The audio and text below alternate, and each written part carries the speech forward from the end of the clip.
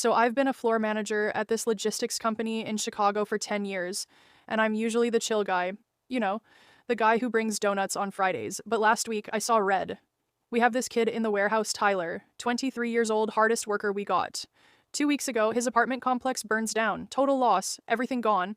He's literally living in a motel. He comes back to work, obviously exhausted, and there's Steve. Steve is one of those shift supervisors who thinks he's running the Navy SEALs. I walk past the loading dock and I hear Steve just tearing into Tyler because he loaded a pallet 5 minutes late. Steve is screaming, "This is unacceptable, Tyler.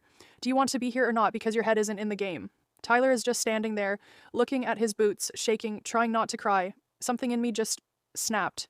I walked right up to Steve, got 2 inches from his face, and I said, loud enough for the whole floor to hear, "Steve, the kid is wearing the same shirt he's worn for 3 days because he lost everything in a fire, and you're screaming about a 5 minute delay on a shipment of garden gnomes." The whole warehouse went dead silent. Steve turned purple. He tried to stammer something about efficiency protocols, but I cut him off. I said, "If you say one more word to him that isn't, I'm sorry, you can clock out permanently." The next morning, I got called into the HR director's office. I thought, well, this is it. I'm fired. I walked in, and Steve was already there, arms crossed, looking smug. The director, Mrs. Gable, looked at me and said, "Steve here says you created a hostile work environment yesterday." I started to defend myself, but she held up a hand.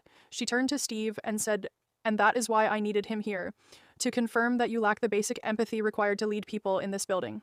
She slid a termination letter across the desk to Steve and smiled at me. "Thanks for looking out for the team, Mike. You can go back to work."